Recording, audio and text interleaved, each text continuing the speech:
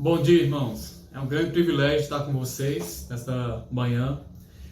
Estaremos nessa manhã trazendo a escola bíblica, através da direção e da mensagem da palavra de Deus. O pastor Alberto mais uma vez nos convidou e nos deu o privilégio de servir a amada igreja realizando esta mensagem, também trazendo os louvores para a glória do Senhor.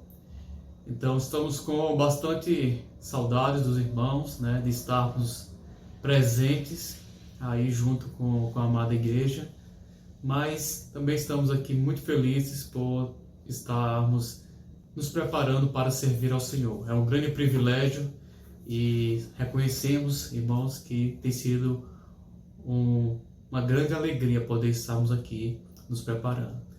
Então nós vamos louvar ao Senhor, quero convidar os irmãos a lermos o Salmo de número 113. Salmo de número 111, na verdade.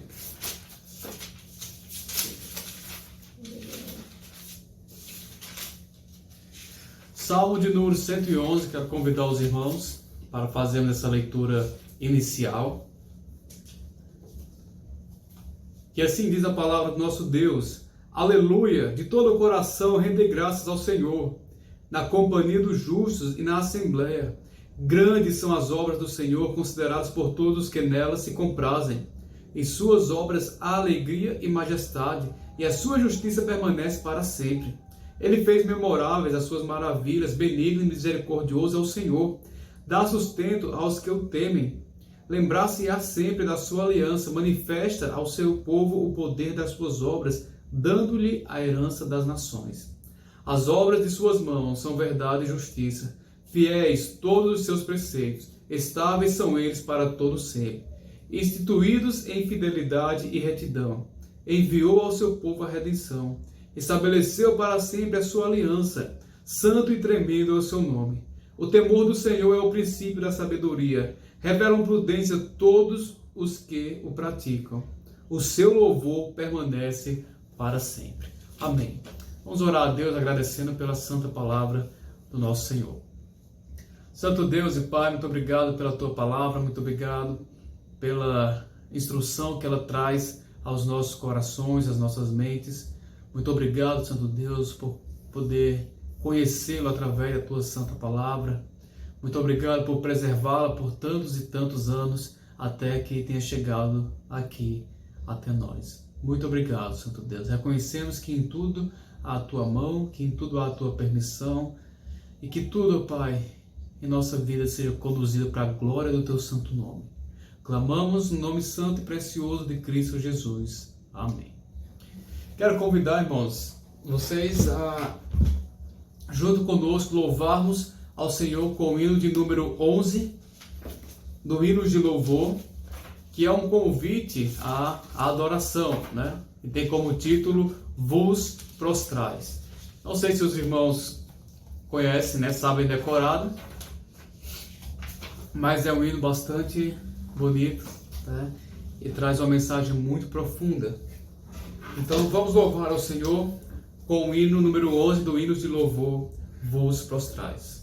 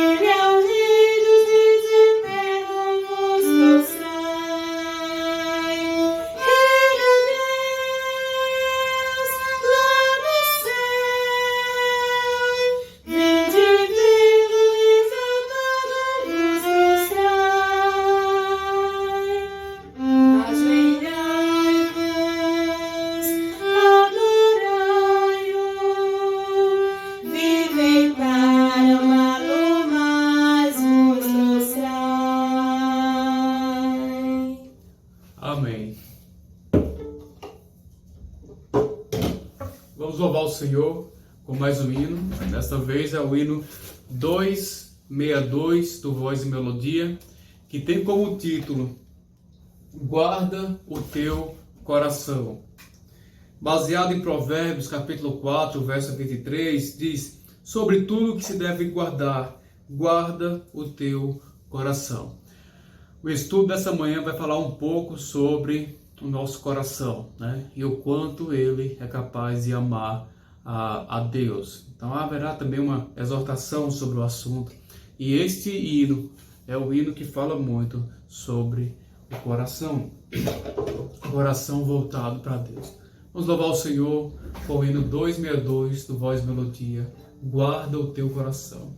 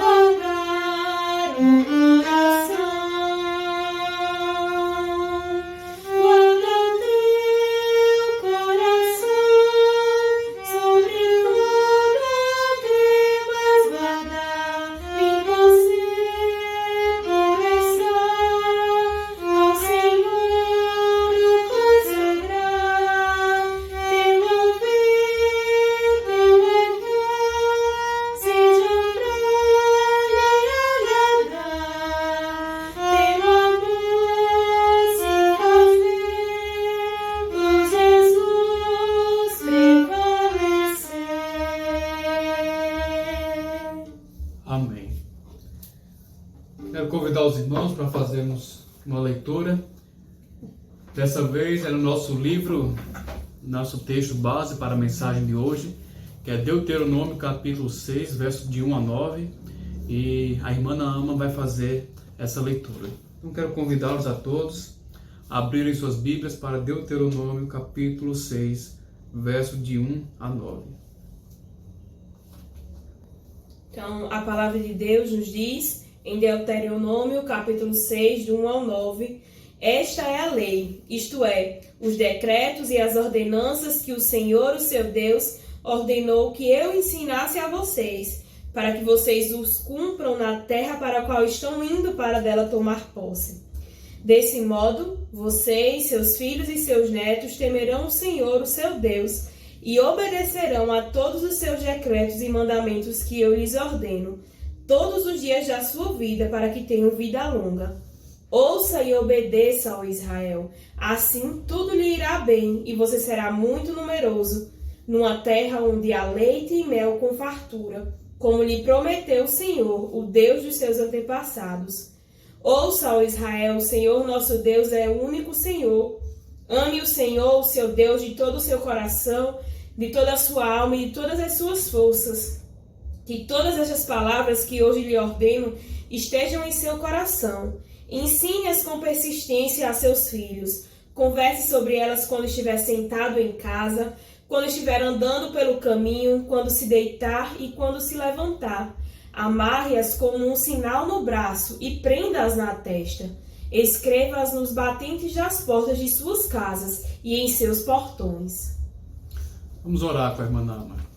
Senhor Deus, graças te damos por este dia, pelo privilégio que nós temos de te cultuar no dia do Senhor, de estarmos reunidos, mesmo que de forma remota, para engrandecer o teu nome, para louvar ao Senhor e também para aprender da tua palavra.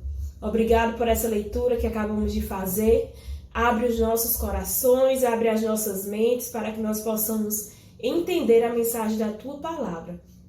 Capacita também o irmão Alan, que irá ministrar aquilo que o Senhor tem posto em seu coração. Usa-o como um instrumento teu para transformar as vidas de cada um de nós.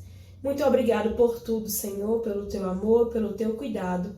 Mais uma vez eu sou grata. Amém. Amém. Vamos louvar o Senhor com mais um hino. Dessa vez o hino 421, no Voz e Melodia. E tem como título, Vem Nosso Lar Abençoar. Nosso texto, irmãos, de hoje vai falar sobre um lar centralizado em Deus. E esse hino fala sobre lar, né? Então, um clamor para que Deus venha abençoar os nossos lares. Josué 24:15 diz, eu e minha casa serviremos ao Senhor. Que esse também seja o desejo máximo do nosso coração. Que os nossos lares sejam dedicados ao nosso Deus.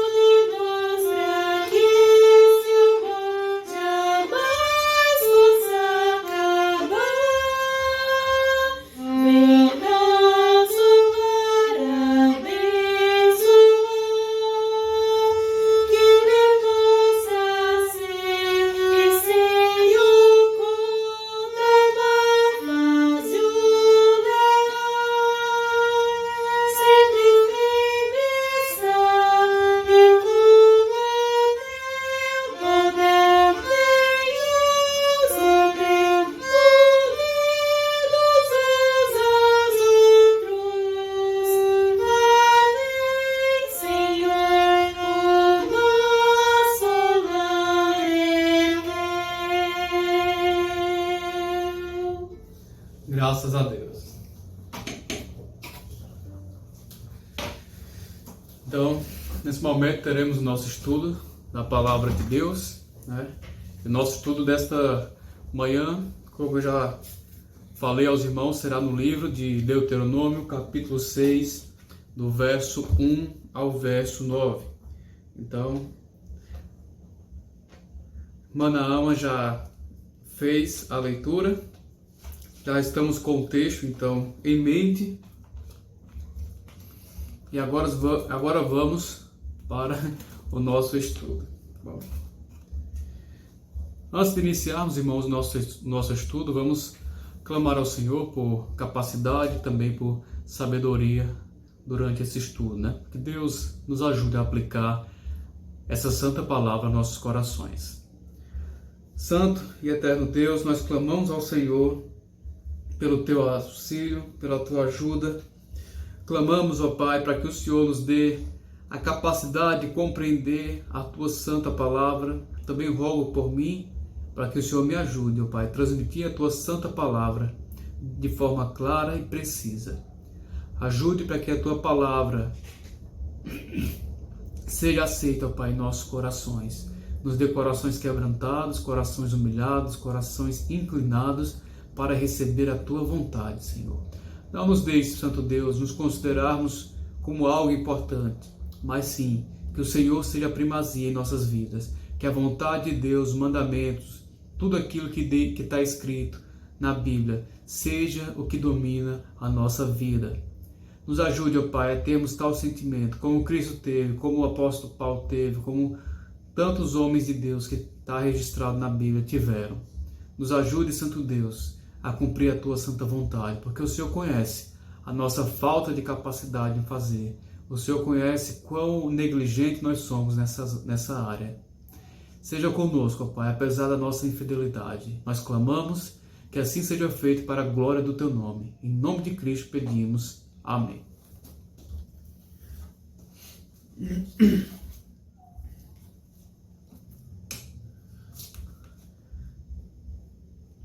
Deuteronômio, capítulo 6, verso de 1 a 9. Nós temos um texto bastante desafiador para os nossos corações, né? Aqui nós temos especificamente o texto que trata de algo muito importante, né? E o que eu quero extrair desse texto hoje para o nosso estudo é a seguinte ideia, a seguinte verdade: um lar próspero e bem-sucedido espiritualmente é um lar centralizado em Deus. Não existe a possibilidade, irmãos, de um lar ser bem-sucedido, tanto espiritualmente como fisicamente, se ele não for centralizado em Deus. Então, é esta a verdade que queremos extrair nessa manhã da palavra do nosso Deus. Por que tratar desse assunto, irmãos? Por causa da atual situação na qual as famílias cristãs se encontram, né? E eu tenho uma denúncia para fazer acerca das famílias cristãs, que a maior parte, a imensa maioria, irmãos, vou ser redundante para ser bem claro, a imensa maioria das famílias cristãs não são centralizadas em Deus. Não são centralizadas em Deus. Mas então são centralizadas em quê? Essas famílias, irmãos, são centralizadas normalmente em duas coisas, né? Que nós podemos até dizer que são deuses para essas famílias. E o que são? Primeiramente, é o entretenimento. Vocês já observaram como os lares, de forma física, eles são organizados para nos dar entretenimento, né? Área de lazer, churrasqueira, piscina, sala de TV, sala de jantar, todos esses ambientes. O nosso quarto também é projetado para que tenhamos, né, uma forma mais confortável de desfrutarmos de lazeres, de desfrutarmos do entretenimento. O entretenimento é pecado? Não, irmãos, de forma alguma. Mas o que é pecado? Quando isso se torna a primazia nas nossas vidas, quando há mais tempo gasto com essas coisas do que com o Senhor, com oração, com leitura, com meditação na palavra de Deus. Mas também esse Deus chamado entretenimento, também tem um sócio, né? Um outro Deus que se chama internet. Internet é uma ferramenta maravilhosa, mas infelizmente os cristãos não estão sabendo usar isso. Agora mesmo estamos nos comunicando por causa da internet. Uma bênção. Mas quanto nosso tempo tem sido desperdiçado por causa da internet? Quanto nosso tempo tem sido colocado de lado, a nossa relação com Deus tem sido colocada de lado por causa da internet. A internet nos toma um tempo de oração, nos toma um tempo de leitura, de dedicação. E outra coisa, irmãos, também nos consome o pensamento em Deus. Nosso pensamento é constantemente gasto com relação às coisas da internet. Uma busca incessante por notícias, por atualizações, para saber o que as pessoas estão fazendo. Isso nos consome e faz com que a nossa mente e coração não estejam constantemente pensando em Deus. Então podemos concluir que os lares cristãos estão dominados por essas coisas. E quem é o culpado, irmãos, por isso? O culpado são os líderes dos lares. Deus colocou o homem, o pai, né, como o chefe do lar. Se no lar tem um pai que é cristão, e isso está acontecendo no seu lar, o pai é o culpado, é o grande culpado por isso. Ele deve assumir a responsabilidade que Deus lhe deu de governar o seu lar e colocar a sua família nos caminhos do Senhor. Se existe também uma família que a mãe não, ou é viúva, ou é uma mãe solteira, ou é divorciada, mas tem filhos crentes, ela é crente, tem uma família crente e ela é responsável pelos seus filhos como autoridade, ela também é culpada, se a família não estiver centralizada em Deus. Então veja, irmãos, existe um problema, nós já identificamos qual é o problema, já identificamos o culpado, agora o que nos importa nesse momento é identificar a solução. E qual é a solução, irmãos? A solução está contida aqui no texto de Deuteronômio capítulo 6. Esse texto, irmãos, eu dividi ele em três partes. Do verso 1 ao verso 3, nós podemos notar uma série de ordens do Senhor. Olhe, Israel, faça isso, faça isso, faça isso. E notamos também uma série de consequências e também de bênçãos associadas ao cumprimento da vontade de Deus. A segunda parte do nosso texto está bem no meio, do verso 4 ao verso 6, fala sobre o maior de todos os mandamentos. Amarás o Senhor teu Deus de todo o coração, de toda força e de toda a alma. E do verso 7 ao verso 9 nós temos a terceira porção, e essa porção fala acerca de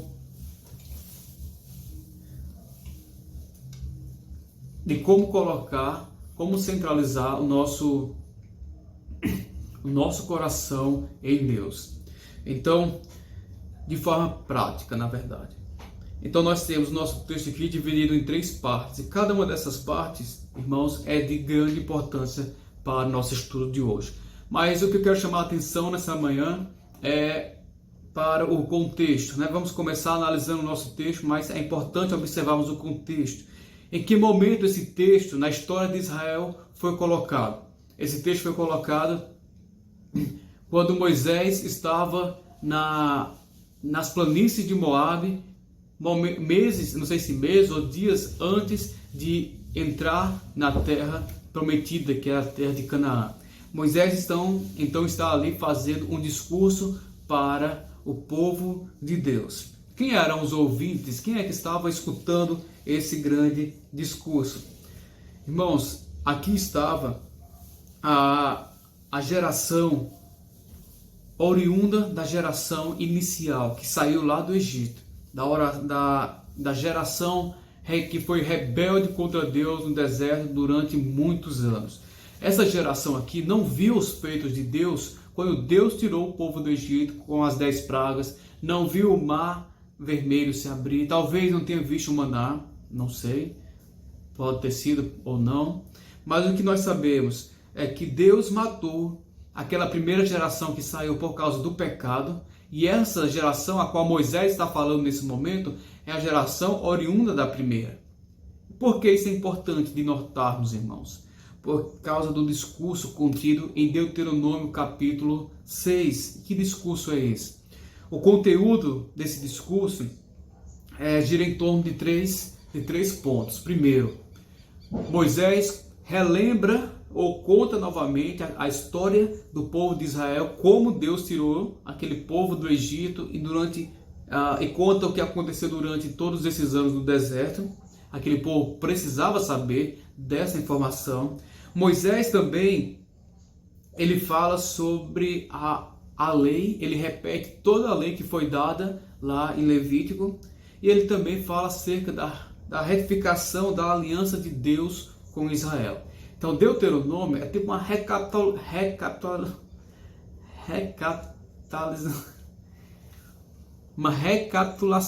na verdade, recapitulação de tudo o que foi, de tudo o que aconteceu com a geração passada, de toda a história. Então, Moisés está aqui, está falando àquele povo, irmãos, e uma coisa que é importante de notarmos nesse momento aqui histórico. Moisés, ele não iria entrar na terra prometida. E por que não entraria? Porque Moisés pecou contra o Senhor, né? O Senhor o Senhor deu a ordem para ele com relação à rocha para tirar água, e ele foi lá e com raiva bateu na pedra, e isso foi mal aos olhos do Senhor. Por causa desse pecado, Moisés não iria entrar. E o que aconteceria? Alguns dias depois desse momento que Moisés foi levado a um monte e lá ele morreu. Seu corpo foi enterrado e a história continuou. E por que é importante observarmos isso, irmãos? Moisés estava à beira da morte, se assim podemos dizer, né? E se tem uma coisa que nós podemos perceber das pessoas que estão à beira da morte, é que as suas últimas palavras são palavras muito importantes. Imagine que você está à beira da morte, você encontra, a sua família está reunida, você tem poucos minutos de vida. O que você falaria? Certamente você falaria a coisa mais importante que a sua família precisa ouvir, né? Provavelmente você diria que ama a todos, daria alguma instrução, alguma coisa nesse sentido. Moisés, irmãos, ele estava falando aqui coisas importantíssimas. Eram suas últimas palavras para o povo de Israel. E o nosso texto ele se encontra exatamente dentro desses discursos de Moisés, as últimas palavras de Moisés para o povo de Israel.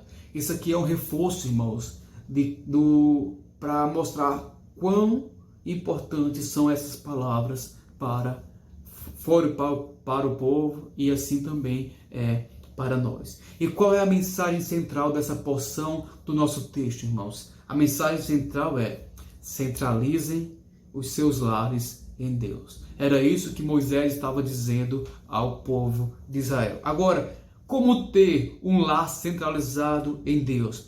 Nesta manhã, irmãos, nós veremos três lições. Tiraremos 3 lições do nosso texto para que assim possamos centralizar os nossos lares em Deus. A primeira lição, baseada do verso 1 ao verso 3. Lembre-se, a estrutura do texto. Do verso 1 ao verso 3, diversas ordens do Senhor. Se o povo cumprisse, seria abençoado. Então, aqui nós temos essa estrutura. E a primeira lição é a seguinte: não haverá um lar centralizado em Deus se não houver corações verdadeiramente transformados. Então, pensem bem, irmãos, acerca disso. Não haverá um lar centralizado em Deus se não houver corações verdadeiramente transformados. E por quê? Porque, irmãos, o nosso texto, ele diz o seguinte: estes, pois, são os mandamentos, estatutos, juízos que mandou o Senhor, teu Deus, que te ensinasse para cumprir na terra a que passas para possuir, para que temas ao Senhor, teu Deus, guarde todos os seus estatutos e mandamentos que eu te ordeno, tu e teu filho do teu filho, todos os dias da tua vida, e que teus dias sejam prolongados. Ouve, pois, ó Israel, atenta em cumprires, para que bem te suceda e muito te multipliques na terra que emana leite e mel, como te disse o Senhor, Deus de teus pais. Então veja, irmãos, Deus fala, estes são os mandamentos, os juízos e os estatutos, ou seja, toda a vontade de Deus está aqui declarada. Então Deus diz: Israel, ouve e atenta, ou seja, ouça e obedeça, entenda a minha vontade e execute a minha vontade. Mas foi isso que aconteceu, irmãos? Claro que não. Não foi isso que Israel fez. Talvez o povo tenha cumprido a vontade de Deus durante um momento, mas não foi isso na história geral que aconteceu.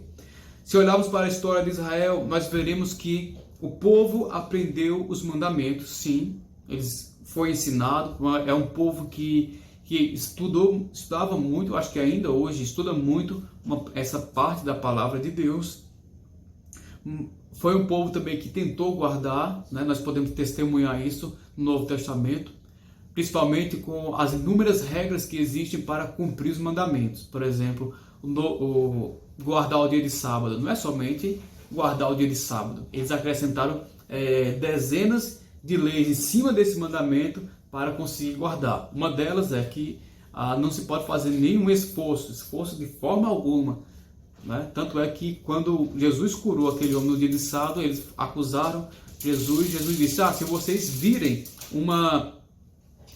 um animal de vocês em algum sofrimento, em algum perigo, vocês não vão lá resgatá-lo. Então eles ficaram pensando acerca disso. Então havia várias leis para que os judeus pudessem cumprir os mandamentos do Senhor. Mas faltava alguma coisa, irmãos. Aquele povo não conseguia cumprir a vontade de Deus. E o que faltava? Por que eles não conseguiam cumprir a vontade de Deus? Porque eles não tinham um coração inclinado para obedecer a Deus. Esta era a verdade. Apesar de eles tentarem, apesar de eles conhecerem e até lutarem, na verdade eles não tinham um coração disposto a obedecer a Deus. E qual foi o resultado disso, irmãos? O resultado foi que o povo entrou em idolatria, logo após o reinado de Salomão, né? O reino foi dividido por causa da idolatria, por consequência veio o cativeiro, depois veio a degradação espiritual do povo de Israel, foi aumentando cada vez mais a degradação espiritual. Os profetas vão fazer acusações seríssimas contra o povo, principalmente contra os sacerdotes. E não somente a degradação espiritual veio, como também veio a degradação física. O reino de Israel, na época de Davi, era um reino grande, na época de Salomão, maior ainda, e depois o povo de Israel foi perdendo suas terras. Se os irmãos observarem hoje, Israel é talvez 30% a 40% do que era na época de Salomão. Então veja as consequências, irmãos. Aquele povo não conseguia obedecer a Deus, não tinha um coração inclinado para obedecer a Deus, e as consequências foram sérias. Se tem uma lição que o povo de Israel pode nos ensinar, que esse povo do qual a Bíblia se refere aqui no Antigo Testamento, é que nós não podemos confiar em métodos para fazer a vontade de Deus. Não podemos confiar em sistemas religiosos, não podemos confiar em nós, não podemos confiar em nada para fazer a vontade de Deus. A única coisa que nos fará obedecer, irmãos, a vontade de Deus é um coração verdadeiramente transformado. Se não houver um coração verdadeiramente transformado, não haverá um coração inclinado para a vontade de Deus. Mas o que é um coração verdadeiramente transformado, irmãos? É um coração que tem a capacidade de dizer sim à vontade de Deus. É um coração que se inclina quando a palavra de Deus ela é pregada, quando ela é lida, nós entendemos a vontade de Deus, nosso coração se inclina. Apesar da dor, muitas vezes não queremos abrir mão do pecado, muitas vezes estamos numa situação confortável no nosso trabalho, mas é algo que nós fazemos que não agrada a Deus, não queremos abrir mão disso. Mas um coração verdadeiramente transformado, ele diz sim, Senhor. Apesar de toda a dor, apesar de tudo, apesar da minha vontade, apesar de tudo que eu quero, eu ainda assim buscarei fazer a sua vontade, Senhor. O homem natural, ele só é capaz de fazer a vontade de Deus se o seu coração for transformado. Mas se o seu coração não for transformado, irmãos, o que acontece? O homem natural consegue fazer a vontade de Deus? Em hipótese alguma. Não existe essa possibilidade. Não existe porque Paulo falou isso em Romanos capítulo 3, verso 11. Não há quem busque a Deus. Não há quem busque a Deus. Ou seja, uma pessoa que não tem um coração verdadeiramente transformado, ela não quer saber de Deus. Ela pode até ter alguma consideração por saber que Deus é uma figura importante, talvez ela até creia que Deus criou o mundo, mas não existe um relacionamento dele com Deus, né? Não existe uma pessoa que seja capaz de por si mesma obedecer à vontade de Deus. Mas agora uma pergunta também, em consequência desta, é importante. E a pergunta que é importante nesse momento observarmos é a seguinte: como um coração é transformado? Como um coração é transformado, irmãos? Esta capacidade, irmãos, não pode vir de nós mesmos. Um coração, para ser transformado, precisa de uma ação externa, de algo que vem de fora para transformar. Por quê? Porque um coração que não é transformado é um coração que está morto. O que isso significa? É um coração que espiritualmente está morto, ou seja, não é capaz de buscar a Deus, não é capaz de se movimentar, não é capaz de se levantar, não é capaz de desejar buscar a Deus. O que ele precisa? Ele precisa de vida para ser transformado. E de onde vem essa vida? Vem do Espírito de Deus. Efésios 2:1, Paulo diz o seguinte: Ele lhes deu vida quando vocês estavam mortos em suas transgressões e pecados. Então veja que Paulo diz que nós estávamos mortos antes de Cristo habitar em nós, antes de Cristo nos resgatar, nos dar vida. Estávamos mortos, não tínhamos a capacidade de fazer nada em favor de Deus, de buscar ao Senhor. Irmãos, um lar centralizado em Deus, ele precisa ser formado por pessoas dispostas a obedecer. Deus está dizendo em sua palavra: estes são os mandamentos, são os estatutos, são os juízos que mandou o Senhor, para que te ensinasse para cumprir na terra que passas a possuir, para que vocês aprendam a temer o Senhor, para que vocês guardem os estatutos, os mandamentos que o Senhor ordenou, não só vocês, mas os seus filhos também. Ouve e atenta. Se não há um coração verdadeiramente transformado, não existe a possibilidade de um lar ser centralizado em Deus. Um lar centralizado em Deus precisa ser formado por pessoas dispostas a obedecer à vontade de Deus. Como é que teremos um lar centralizado em Deus se os pais, os homens que Deus colocou nos lares para assumir as responsabilidades como sacerdotes do lar? Como o lar será centralizado em Deus se estes homens não assumirem a sua responsabilidade? Se os homens não assumirem a responsabilidade de ensinar a palavra de Deus à sua esposa, aos seus filhos, se não assumirem a responsabilidade de guiá-los na vontade de Deus, de conduzi-los para a igreja, de conduzi-los quando eles estiverem errados, de repreendê-los, de dizerem: esse é o caminho do Senhor, não persigam esse caminho. Na verdade, esse é o caminho do Senhor, persigam esse caminho. E por outro lado, esse não é o caminho do Senhor, abandonem este caminho. Então, como é que haverá um lar centralizado em Deus se os pais não assumirem a sua posição que Deus colocou como sacerdote do lar? Como haverá um lar centralizado em Deus se também não houver maridos que estejam dispostos a amarem as suas esposas como Cristo amou a igreja? Veja, irmãos, que Deus tem uma missão, Deus tem um desejo, uma vontade específica para cada pessoa que compõe a família. Como a família será centralizada em Deus se essas partes não assumirem as suas responsabilidades? Como o lar será centralizado em Deus se as esposas não se submeterem aos seus maridos como Cristo se submeteu à igreja, né? Se submeteu a Deus, na verdade? Como, irmãos, haverá isso?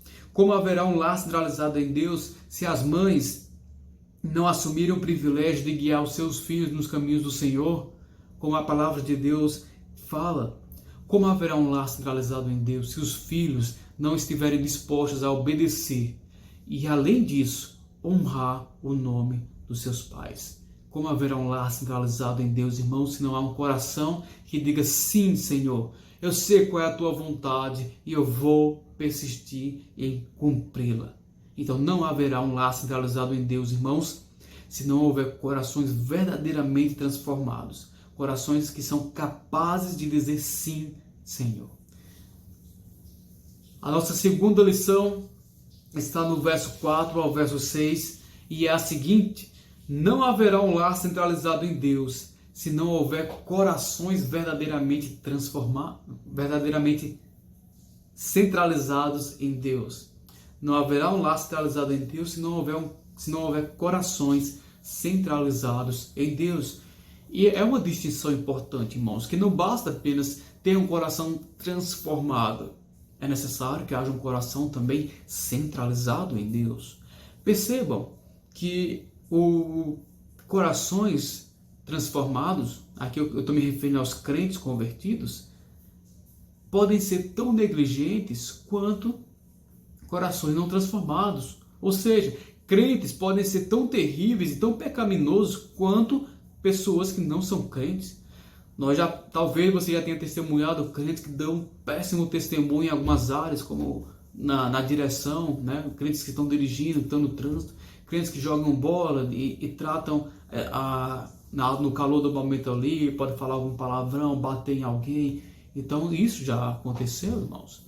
Então veja que não ter o coração transformado não é a garantia de um coração centralizado em Deus, não é? Por quê? Porque sabemos como o pecado pode agir na vida do crente. Mas um coração que está centralizado em Deus, com certeza terá um lar também centralizado em Deus, né? Se moverá para ter um lar centralizado em Deus. Então o nosso texto diz: ouve Israel, verso 4, o Senhor, nosso Deus é o único Senhor. Preste atenção no verso 5, irmãos. Amarás, pois, o Senhor teu Deus de todo o teu coração, de toda a tua alma, de toda a tua força. E estas palavras que hoje te ordeno estarão no teu coração. O que é um coração centralizado em Deus? O coração centralizado em Deus não é somente um coração capaz de dizer sim, Senhor, eu vou fazer a tua vontade. Mas é um coração, irmãos, que ama fazer a vontade de Deus. Esse texto, irmãos, ele é bastante conhecido pelo povo de Israel. Essa porção do verso 4 e verso 5. Essa porção se chama o Shema. Shema é a declaração de fé do judaísmo. Seria semelhante à nossa confissão de fé em Cristo, né, para o cristianismo. Então, o Shema é a declaração de fé do judaísmo. Todo judeu tem que saber isso, decorado, tem que acreditar nisso, tem que estar com isso constantemente na mente e no coração. Agora, todo judeu tinha que conhecer esse mandamento. Conhecer, saber que Deus é o único Deus e que deve amar ao Senhor de todo o coração. Mas era assim que os judeus viviam? Certamente que não, irmãos. Porque os judeus, apesar de cumprirem os mandamentos, havia um grande problema com relação a esse cumprimento. Eles não cumpriam por amor. Eu estou falando de uma forma geral. Claro que havia homens que cumpriam com amor, como nós vamos ver um pouco mais para frente. Mas Jesus Cristo denuncia esse povo, né? Principalmente os fariseus e os escribas, que eram responsáveis por ensinar ao povo a lei. No Novo Testamento, em Mateus 5, no Sermão do Monte, várias vezes Jesus Cristo diz: ouvistes o que foi dito do antigo, ouvistes o que foi dito do antigo, eu, porém, vos digo. O que isso significa? Significa que o povo tinha a lei, porque os escribas e os fariseus ensinavam a lei, mas eles não ensinavam da forma correta. Então Cristo faz ali traz ali um ensinamento mais profundo e um ensinamento correto. Eles buscavam cumprir a lei para benefício próprio, né? Para dizer assim: olha como eu sou santo, olha como nós cumprimos a lei, nós estamos aqui cheios de orgulho porque nós cumprimos a lei, veja como nós somos exemplares. E Cristo vai apontar para o cumprimento da lei não somente na parte exterior, mas principalmente no coração. O que faltava aos judeus era um coração que queria glorificar a Deus ao fazer a sua vontade. Malaquias capítulo 1, versos de 6 a 8, irmãos, nós temos aqui algo muito interessante. Eu não vou ler, mas eu vou relatar para ser mais breve. Nesse momento aqui, o povo está tendo de certa forma, discussão com Deus. E o povo está dizendo, mas o Senhor não nos ama? Onde é que está o seu amor? Por que o Senhor não nos ama? E Deus tem dito, eu não amo vocês? Calma, são vocês que não me amam. Vocês não me amam, porque vocês não estão fazendo a minha vontade como deveria fazer de todo o coração. Vocês pegam a oferta para o sacrifício, o cordeiro. Eu falei para pegar o cordeiro perfeito, imaculado. Vocês vão lá e pegam o cego, o coxo, o que tem algum defeito, o que está ali à beira da morte, e vem oferecer no meu altar para mim. E vocês ainda perguntam por que eu não vos amo? Experimenta pegar esse cordeiro e levar para o governador. Dá de presente para alguma autoridade para ver o que eles vão dizer sobre esse presente. Então veja que o povo buscava cumprir a vontade de Deus, mas não para a glória de Deus, mas sim para benefício próprio. Não se encaixa no que diz aqui, amarás o Senhor teu Deus de todo o coração, de toda a tua alma e de toda a tua força. Cumprir o mandamento, mas não para a glória de Deus.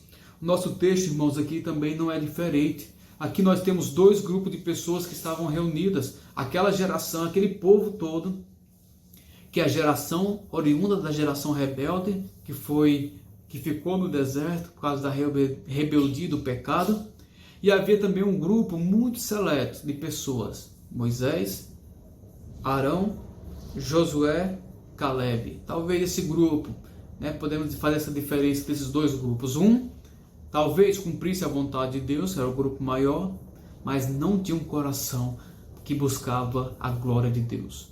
O outro grupo, talvez Arão, por causa do pecado lá com relação ao bezerro de ouro, mas o outro grupo era composto de pessoas que de fato amavam a Deus e queriam fazer tudo dentro da vontade de Deus, com o propósito e o coração correto, segundo está no texto. O primeiro texto que eu quero chamar a atenção dos irmãos é para Êxodo 33, verso 13. Êxodo 33, verso 13. Diz assim a palavra de Deus, irmãos. Prestem bem atenção. Disse Moisés, tu me dizes, faze subir este povo, porém não me deste saber a quem has de enviar comigo. Contudo disseste, conheço-te pelo teu nome, também achaste graça aos meus olhos. Agora, pois, se achei graça aos teus olhos, rogo-te que me faça saber nesse momento o teu caminho, para que eu te conheça e ache graça aos teus olhos. E considera que esta nação é teu povo. Respondeu-lhe, a minha presença irá contigo, e eu te darei descanso. Então disse Moisés, se a tua presença não vai comigo, não nos faça subir deste lugar.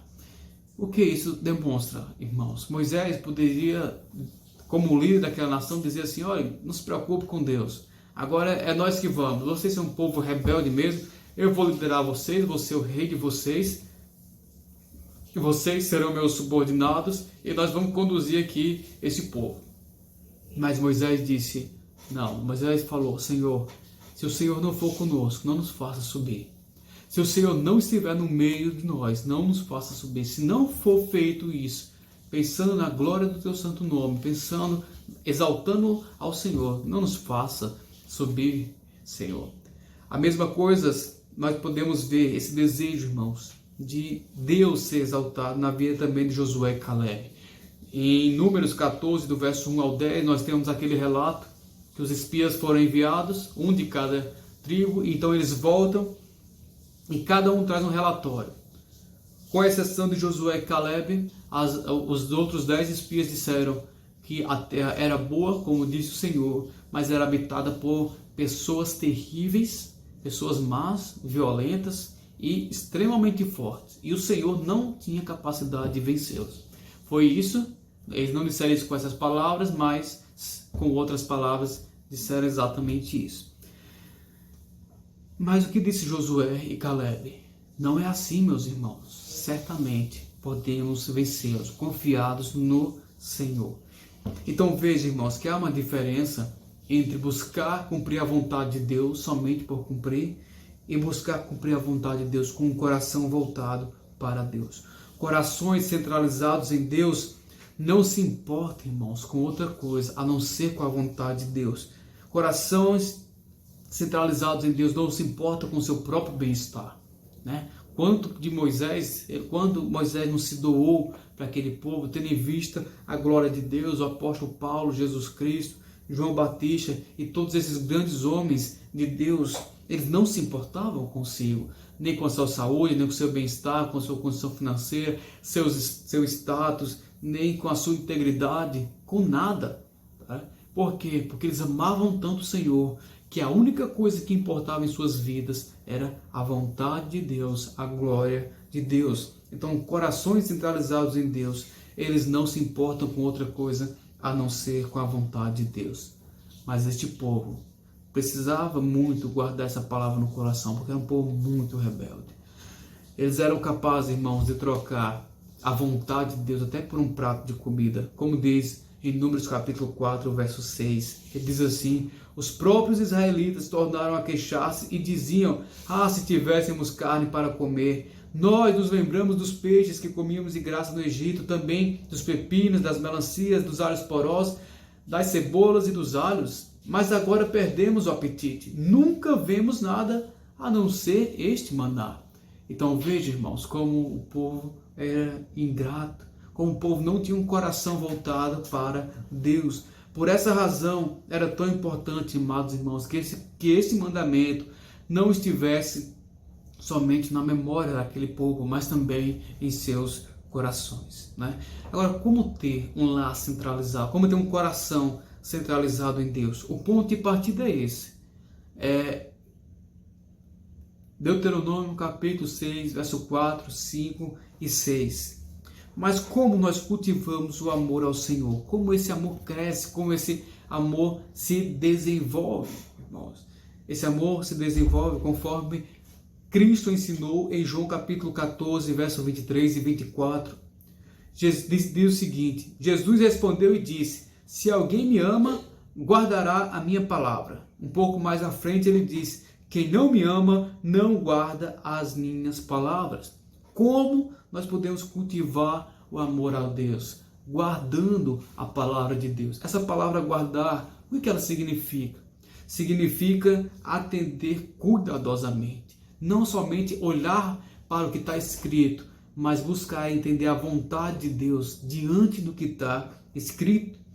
Jesus está dizendo que o nosso amor a Deus se manifesta quando atendemos cuidadosamente a cada vontade de Deus. Então seria da seguinte forma, se podemos ilustrar, né? Seria uma balança que cresce igual, né? Ela tem uma proporção igual. Quanto mais nós amamos a Deus, mais cumprimos a vontade de Deus. Então, amamos, cumprimos, amamos. E esse amor é manifestado, é relatado através do quanto nós estamos dispostos a cumprir a vontade de Deus. Quanto mais cumprimos, mais amamos ao Senhor. E não foi assim com o Senhor Jesus Cristo? Ele é o nosso exemplo, é o sumo exemplo de amor a Deus. Quem mais amou a Deus do que Cristo? Quem mais se entregou a Deus do que Cristo? Ninguém.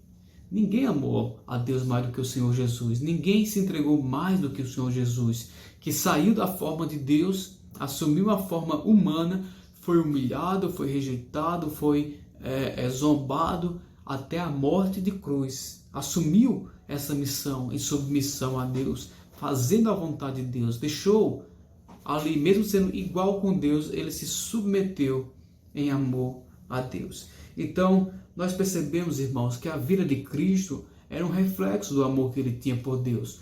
Tudo na vida de Cristo girava em torno de Deus, né? Em torno de buscar a glória de Deus. Nós não temos um relato da palavra de Deus mostrando Jesus fazendo alguma coisa que não trouxesse glória para Deus. Ou ele estava ensinando, ou ele estava consolando, ou ele estava curando, ou ele estava fazendo sinais e maravilhas, ou ele estava exortando o povo, ou ele estava acusando a hipocrisia do povo, mas ele estava sempre fazendo algo para a glória de Deus. Você não vê Jesus se preocupando consigo mesmo, dizendo: não tem onde morar, não tem onde dormir hoje. Pelo contrário, se vocês quiserem vir, comigo venham. Eu vou dormir ali, botar minha cabeça ali em cima de uma pedra, eu durmo. Se quiser vir comigo, pode vir.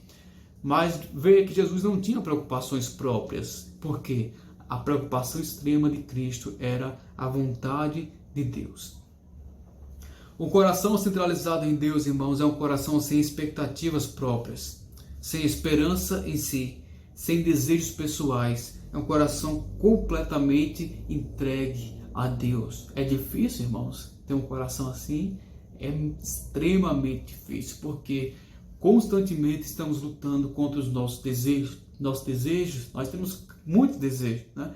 Às vezes nosso desejo é ter algo, comprar alguma coisa, ter uma casa, ter um carro, ter uma família, alguma coisa assim. Fazemos vários planos, nós queremos entrar na faculdade, ter um bom emprego, queremos isso, queremos aquilo, tal. Mas veja que Jesus não tinha ambição própria.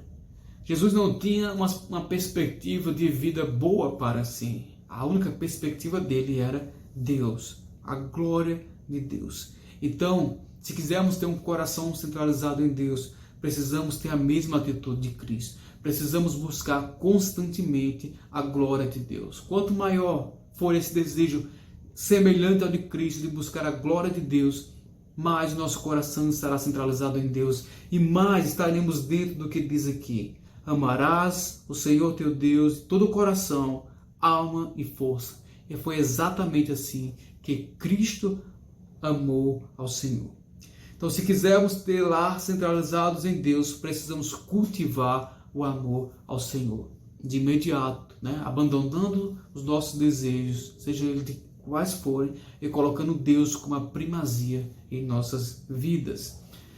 E a terceira e última lição, amados irmãos, é a seguinte: não haverá um lar centralizado em Deus se não houver disposição em fazer Deus o centro da nossa vida. É o que está relatado do verso 7 ao verso 9. Um coração transformado, que ama a Deus acima de tudo, ele, consequentemente, vai viver uma vida prática centralizada em Deus, né?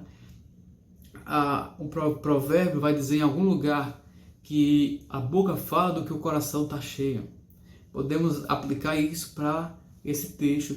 Se o nosso coração está centralizado em Deus, está cheio de Deus, ama ao Senhor acima de tudo, tudo, não somente a boca, mas todo o nosso ser, tudo que está ao nosso redor refletirá o que está no nosso coração. Agora, uma pergunta que nos chama a atenção quando lemos esse texto do 7 ao 9 é a seguinte: quão presente Deus está em nossa vida? Quão presente Deus se faz na nossa vida, no dia a dia, nas nossas decisões, nas nossas conversas e em tudo que fazemos? Quando olhamos para esse texto, irmãos, nós pensamos que Deus quer que nós respiremos a sua palavra, que as nossas conversas sejam somente sobre Deus. Vamos conversar sobre alguma coisa, tem que ser sobre Deus. Se vamos cantar, tem que ser sobre Deus. Se vamos fazer alguma programação, tem que ser sobre Deus. Se vamos nos reunir com amigos em algum lugar, o centro da conversa tem que ser Deus. Tudo tem que girar em torno de Deus. Meu cabelo, o jeito que eu pintei o meu cabelo, faço a minha barba, visto a minha roupa, como eu me comporto, as coisas que eu digo, tudo tem que ser pensando em Deus. Espera aí, não vai ter nenhum momento que eu vou pensar em mim, que eu vou fazer alguma coisa que não seja pensando em Deus? É exatamente isso, irmãos, que o texto está dizendo. A nossa vida deve ser centralizada em Deus. Deus está no centro de tudo que nós fazemos, tudo, absolutamente tudo se refere a Deus. Lembre-se, irmãos, nós estamos caminhando para aqueles que têm a salvação, estão caminhando para o céu, para uma vida eterna com o nosso Deus. Vocês acham que nós vamos fazer o que no céu? Nós vamos ficar lá falando de futebol? Vamos ficar lá falando de negócios, de dinheiro, sei lá, de qualquer outra coisa? Não. Passaremos a eternidade falando sobre o nosso Deus, né? Uma vez eu lembro de fazer uma programação na igreja e aí tinha mensagem, que era uma mensagem bíblica, tinha os louvores centralizados em Deus. Aí eu também peguei as brincadeiras e estava montando as brincadeiras de uma forma que nós pudéssemos também envolver Deus nas brincadeiras, né? Conhecimento bíblico, eu lembro que era alguma coisa assim. Aí a pessoa disse: nós não vamos ter nenhum momento assim para nós. Foi um jovem que disse isso: não teremos nenhum momento assim para nós. E eu fiquei sem entender, porque era uma programação da igreja, né? E normalmente tudo deveria girar em torno de Deus. buscando a vontade de Deus, conhecendo Deus, nos alimentando de Deus em cada aspecto da nossa programação, né? Mas o jovem ficou um pouco, como eu posso dizer, não sei se ele ficou estranhando a situação, não era acostumado, mas eu lembro bem dessa indagação. Vamos fazer tudo pensando em Deus, não vai ter um tempo para nós? Mas é exatamente isso, irmãos, que o texto está se referindo. O povo de Deus, irmãos, tinha um grande problema, assim como nós também temos. Não só o povo nessa época, quando Moisés estava aqui pregando, falando esse discurso, mas nós também. É que nós facilmente, tanto nós quanto o povo de Deus, facilmente nós nos esquecemos de Deus, irmãos. Esse texto, verso 7 ao 9, é de grande importância para combater exatamente isso, nosso constante esquecimento de Deus. Observe o exemplo do povo de Israel. Os irmãos devem lembrar do que aconteceu. Deus libertou o povo com mão forte, braço estendido, do poder da escravidão do Egito, abriu o mar vermelho, sustentou o povo no deserto, sombra com a nuvem durante o dia, coluna de fogo à noite, maná, tudo, água do deserto surgindo assim, do nada, né? Através do poder de Deus, aquele povo viu tudo aquilo, todas aquelas manifestações. Mas então Moisés sobe ao monte para receber as tábuas da lei, direto do Senhor. E qual é o resultado? Cerca de 40 dias, irmãos, cerca de 40 dias, mais ou menos, o povo disse: Deus nos abandonou. Pegue aqui todo mundo que tiver ouro, bota aqui na fogueira e vamos fazer um Deus e vamos cultuá-lo. Aquele povo passou por tudo aquilo, viu todos aqueles sinais, maravilhas, tudo que Deus fez. E então aquele povo diz, por causa de 40 dias que Moisés não estava com eles, eles disseram: vamos fazer para nós outro Deus. Veja, irmãos, que assim também pode ser com as nossas vidas. Constantemente, facilmente poderemos esquecer de Deus. Por isso é importante que a nossa vida esteja centralizada, que tudo em nós se reflita a vontade de Deus. Falemos sobre Deus, que toda a nossa vida, atitudes, pensamentos, tudo gira em torno de Deus. Por isso, irmãos, que era necessário o verso 7, o verso 8 e o verso 9 para essa lembrança constante. Era necessário que os filhos aprendessem quem era Deus em cada momento da sua vida, né? Olha o que diz verso 7: tu as inculcarás a teus filhos, falarás a sentar à mesa, andando pelo caminho, e ao deitar-se, ao levantar-se. Isso aqui é um ensino prático, sim, mas lembre-se que não é somente nesse momento. O que o texto está querendo dizer é que fale sobre Deus, ensine aos seus filhos sobre Deus com tudo, envolva em tudo. Não existe um momento do dia que você vai ensinar sobre Deus. Você vai ensinar sobre Deus em todos os momentos, em cada decisão. Se você está andando com seu filho no carro, seja lá o que você esteja fazendo, está comendo, ele acordou, ensina sobre Deus, ele vai dormir, ensina sobre Deus, conta a história, tudo em torno de Deus. Não é? É isso que o texto quer ressaltar. E veja que privilégio, irmãos, é termos crianças que têm pais crentes, com corações centralizados em Deus. Por que é um privilégio? Porque desde pequenas elas aprenderão a palavra de Deus. Veja o que Spurgeon diz acerca disso no livro Pescadores de Crianças. Ele diz assim: irmãos, somos exortados especialmente a alimentar os pequenos, mesmo porque esse trabalho é muito proveitoso.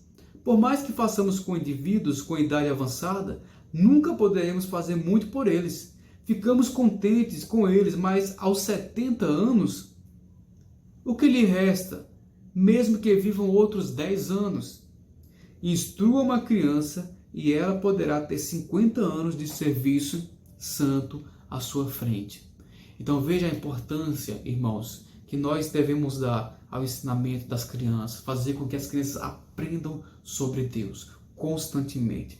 Talvez, irmãos, se nós assumirmos essa responsabilidade, talvez daqui a uns anos, né, desses lares centralizados em Deus, surjam os próximos Samuéis, quem sabe um profeta, não vou dizer um profeta da linha do Antigo Testamento, mas alguém que ama o Senhor, que é capaz de fazer coisas incríveis por causa de Deus, coisas ousadas. Talvez surja também os próximos Davis, os próximos Obadias, os próximos Timóteos, né? Se ensinarmos as nossas crianças, certamente, irmãos, nós teremos uma geração bastante forte, bastante firme na palavra e no Evangelho. Eu acho que há uns 3, 4 dias atrás, um videozinho pequeno, né, um trecho de uma mensagem do pastor Hernandes Dias Lopes, onde ele está falando sobre a Europa. Ele diz que na Europa as igrejas não tem mais ninguém. As igrejas que outrora, em tempos passados, eram igrejas enormes, cheias de pessoas, milhares e milhares de pessoas nas igrejas. E hoje a igreja não tem mais ninguém. Eles usam os prédios das igrejas para fazer bares, para fazer cafés, para fazer a biblioteca. Algumas são, não sei, pista de skate, alguma coisa assim. E eles, como pode a Europa, o berço da reforma protestante, hoje está dessa forma? A Europa de Lutero, a Europa de Charles Spurgeon, o que aconteceu? Por que está assim? Pais falharam em ensinar a palavra de Deus aos seus filhos e criaram uma geração que não conhecia a Deus. Não é à toa, irmãos. Isso não é uma consequência do acaso, é uma consequência, na verdade, uma falta de responsabilidade dos pais em buscar cumprir a vontade de Deus. Como teremos lares centralizados em Deus se os pais não assumirem suas responsabilidades para com seus filhos, olhando para a palavra de Deus, para a vontade de Deus e cumprindo de todo o coração? Era necessário não somente, irmãos, que as crianças aprendessem que Deus estivesse envolvido em todos os aspectos da sua vida, como também era necessário que o povo tivesse um lembrete pessoal acerca de Deus, irmãos. E veja o que o nosso texto vai dizer neste ponto. Verso 8. Também atarás como um sinal na tua mão, e te serão por frontal entre os olhos. O que esse texto quer dizer? Atará como um sinal à mão e frontal entre os olhos. Alguns comentaristas dizem que esse texto significa um sinal na mão, né? É como se constantemente tivesse ao nosso alcance. Então, por exemplo, a aliança está na minha mão, constantemente eu consigo ver a aliança. Por quê? Porque a mão está sempre diante dos meus olhos. Quando ele diz por frontal entre os olhos, alguns comentaristas apontam para algo relacionado à memorização da palavra de Deus. Mas os judeus não entendiam assim. Os judeus entendiam que devia ser algo literal. Então eles pegaram as caixinhas, chamadas filactérios, com cordões, amarraram na mão. Dentro dessa caixinha tinha escrito o verso 4 e o verso 5. Ouve Israel, o Senhor nosso Deus é o único Senhor. Amarás o Senhor teu Deus de todo o coração, alma e força. Esse era o Shema, que eu falei um pouco atrás. Estava escrito e colocado dentro da caixinha, ao alcance da mão e aqui amarrado na testa. Então os judeus entenderam isso literalmente. Alguns comentaristas dizem que aquilo era uma lembrança, era para simbolizar que a palavra de Deus devia estar ao alcance, como um lembrete constante, pessoal. Né? Seja o que for, a ideia é a seguinte: Deus quer que a palavra dele esteja constantemente ao nosso alcance, irmãos. Constantemente. Em cada momento da nossa vida, precisamos tomar uma decisão, a palavra de Deus tem que estar ao nosso alcance. Estamos na fila do banco, não tem nada para fazer, a palavra de Deus ao nosso alcance. Alimento constante. Alguns dizem, não, mas eu tenho a palavra de Deus no celular. Mas eu tenho certeza que quase ninguém consegue ler a palavra de Deus no celular. Você abre o celular para ler a palavra de Deus, mensagem, notificação das redes sociais, e você, na curiosidade, vai, vendo, e não faz a leitura que você deveria fazer. Então, a ideia de Deus é que mantenham um lembrete constante da palavra de Deus. Na recomendação, talvez, temos versículos espalhados em alguns lugares, ou no carro, ao alcance da nossa vista. E também, irmãos, sempre andar com a Bíblia. É algo muito importante. Eu lembro, há muitos anos atrás, de ver os irmãos assembleanos, né? Eles constantemente andavam com a Bíblia na mão. Eles iam na padaria com a Bíblia na mão, comprar o pãozinho deles, fazer alguma coisa, ir na quitanda comprar as frutas com a Bíblia na mão. Mas por que com a Bíblia na mão? Bom, eu não sei dizer, mas eu lembro de ver. Talvez os irmãos da minha idade, um pouquinho mais velhos, vão se lembrar disso. né? Mas veja que interessante, a Bíblia na mão, né? A palavra de Deus constantemente ao nosso alcance. Então lembrar disso. Verso 8, Deus quer que a palavra dele seja um lembrete constante para nós, para que jamais esqueçamos. E verso 9, irmãos, era necessário que essas palavras estivessem visíveis também àqueles que são de fora. Veja como Deus se preocupa em cada aspecto. Olha o que diz verso 9. Vocês escreverão nos umbrais das tuas casas e nas tuas portas. Os umbrais das casas era como se fosse a viga de madeira, né? Tanto a viga de madeira quanto os pilares de madeira que formam uma caixinha, né, na parede. E dentro dessa caixinha, essa estrutura, viria a porta. Então Deus diz, escreva nos umbrais e escreva nas portas. E qual é a ideia disso? É para que toda pessoa que entrar na sua casa, a primeira coisa que ela veja seja a palavra de Deus. E quando ela sair da sua casa, a primeira coisa que ela veja seja a palavra, a última coisa que ela veja seja a palavra de Deus, né? Então essa era a ideia. Todo judeu tinha que ter a palavra de Deus escrita na porta, nos umbrais das portas. Por quê? Porque aquilo, irmãos, era importante. A vida daquele povo deveria girar em torno da palavra de Deus. Então veja que Deus começa com o ensinamento para o coração. Devem amar a Deus, devem aprender esse ensinamento. Esse ensinamento deve ser transferido para as crianças, preparando a próxima geração. Deve ser colocado com um alcance para os adultos e também deve ser testemunhado para os de fora. Aqueles que estão passando na frente das casas dos judeus, né, viam os versículos escritos. Então se lembravam da palavra de Deus. Era um testemunho para os de fora. Agora imagine, irmãos, como é que nós poderíamos trazer isso para as nossas vidas, né?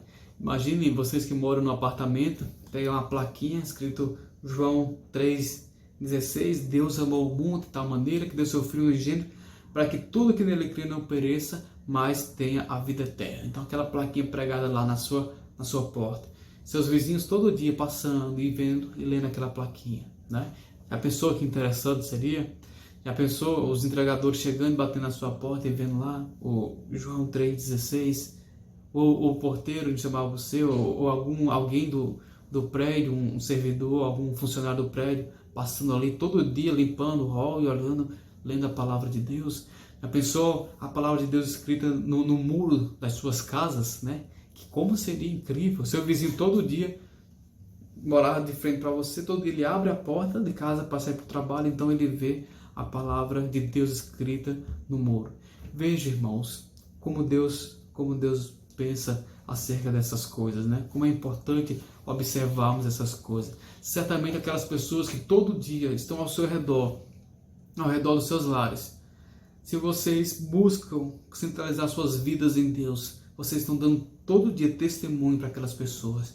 E esse testemunho, irmãos, vai martelar constantemente no coração daquelas pessoas. Aquele vizinho que todo dia abre a porta para ir para o trabalho e dá de cara com o versículo, aquela mensagem martela ali no coração e na mente dele constantemente, né? E nós devemos lembrar, irmão, que a palavra de Deus tem poder, né? Não precisa ela ser explicada para ter poder.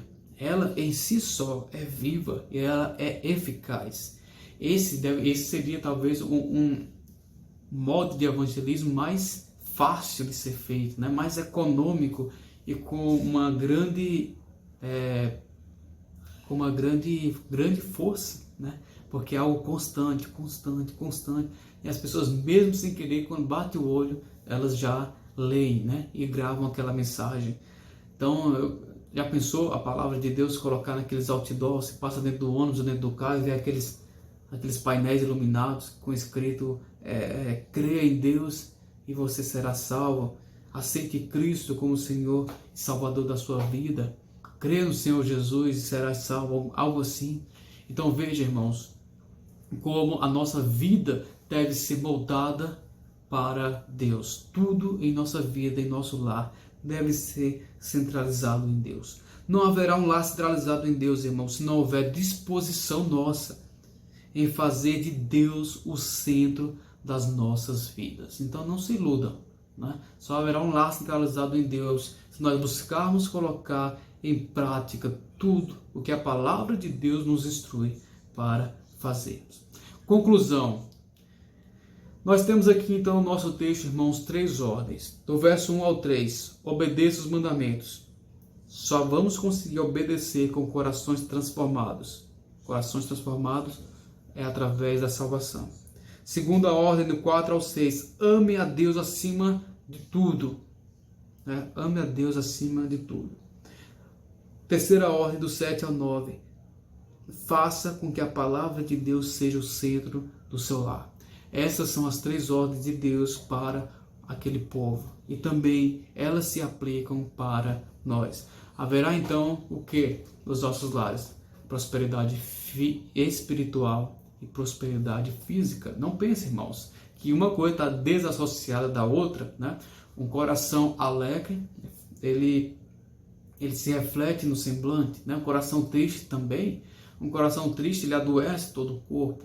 Então, vida espiritual, irmão, significa alegria, significa paz, mesmo em meio às tantas dificuldades que nós estamos passando, né? Alguém que está olhando constantemente para Deus, para a palavra de Deus, não vai se enganar com o que os jornais estão dizendo, né? Não vai ficar triste, deprimido, porque sabe que há um Deus poderoso e que a palavra de Deus é o que realmente importa para nós. Aqui na palavra de Deus contém a verdade. Se desviar os olhos da palavra de Deus, então estaremos perdidos, né? Agora, irmãos, para concluirmos, eu quero concluir com um último pensamento e uma última exortação. Aproveite a sua vida da melhor forma possível. E como é que nós aproveitamos a nossa vida da melhor forma possível? Amando a Deus de todo o nosso coração. Não existe outra maneira, irmãos. Quando chegarmos na vida eterna, quando nos depararmos com o Senhor Jesus Cristo, com Deus e o seu grande trono, nós então lembraremos que tudo que fizemos aqui foi pouco. Que nós deveríamos amar o Senhor mais, muito mais do que a nossa capacidade nos permite. A melhor forma de aproveitar os nossos últimos anos de vida aqui neste mundo é amando a Deus de forma intensa, verdadeira e sem restrição. Podemos comparar esse amor como uma pessoa que está no avião e ela está voando muito alto, muito alto. E então ela pula desse avião, sem paraquedas, sem nada. Ela se jogou completamente e está em queda livre, né? Seguindo o caminho da gravidade diretamente para o chão. Então imagina você amando a Deus dessa forma, completamente entregue. Você não pode voltar atrás, você não pode recuar, você não pode se movimentar muito para a direita nem para a esquerda. Seu caminho é só um, é ladeira abaixo. Seu caminho, quando alguém que ama a Deus, ele só tem um caminho, a fazer a vontade de Deus. Então imagine que esse percurso é a vontade de Deus e você está completamente entregue à vontade de Deus, irmãos. É assim que nós devemos amar ao Senhor. É dessa forma que nós aproveitaremos a nossa vida ao máximo. Lares centralizados em Deus, irmãos, são formados por crentes que amam a Deus de todo o coração, alma e força, e crentes, irmãos, que refletem isso em suas vidas. Amém? Vamos orar. Nosso Deus e Pai, obrigado pela Tua santa palavra, Pai, que cada vez que é pregada, anima o nosso coração, nos fortalece e nos conduz para o Senhor. Ajude para que a Tua santa palavra, Pai, seja um bálsamo para as nossas vidas, mas que acima de tudo ela nos conduza para que nós venhamos a amar o Senhor como o Senhor merece, com toda a dedicação, com todo o nosso coração e para a glória do Teu santo nome. Rogo, Santo Deus, por capacidade. Nos dê capacidade, Senhor, de fazer a Tua vontade, de abrir mão dos pecados que nós constantemente temos guardado, Senhor, temos esquecido talvez até para que não venhamos tocar neles, mas nos ajude, Senhor, para que a nossa vida seja transformada dia após dia, tendo em vista a glória do Teu santo nome. Assim, nós oramos em nome de Cristo Jesus. Amém. Então, irmãos, eu creio que o pastor dará os avisos necessários, né? Eu não tenho os avisos, mas certamente o pastor vai passar para os amados. Espero que tenha sido um tempo proveitoso, espero que vocês tenham se disposto, irmãos, com todo o coração e mente a ouvir a palavra de Deus e estar nesse momento buscando cultuar a Deus de todo o coração, né? Quero deixar alguns pedidos de oração. Nós estaremos voltando para João Pessoa na segunda-feira, né, amanhã, e nós estamos desde sexta, viemos pelo casamento de Raíssa e de Bernarda, e quero pedir oração pela nossa proteção, né? Não só a proteção com relação à viagem, nos livramentos de algum acidente, alguma coisa assim, mas também a nossa proteção contra essa enfermidade, né? Naama já tomou a primeira dose da vacina, então em agosto vai tomar a segunda, não tem previsão para mim ainda, espero que em breve possa tomar também, mas esteja orando por nós, irmãos, ore pelo crescimento do nosso bebê também, para que Deus nos livre dessa enfermidade, pelo nosso crescimento também em conhecimento e em piedade para servi-lo. Ore também, amados irmãos, pelo desenvolvimento do nosso ministério aqui, né? Próximo semestre, não temos alguns planos, mas não sabemos onde faremos nosso trabalho prático, né? Tem que ser bem pensado, porque Naama também precisará bastante de mim para as consultas e tudo mais que a gravidez envolve. Então esteja orando por nós, irmãos. Cuide de nós através das suas orações. Então que Deus abençoe a vida de cada um de vocês e estamos com muita saudade de todos vocês. Deus abençoe, amados irmãos. Grande abraço.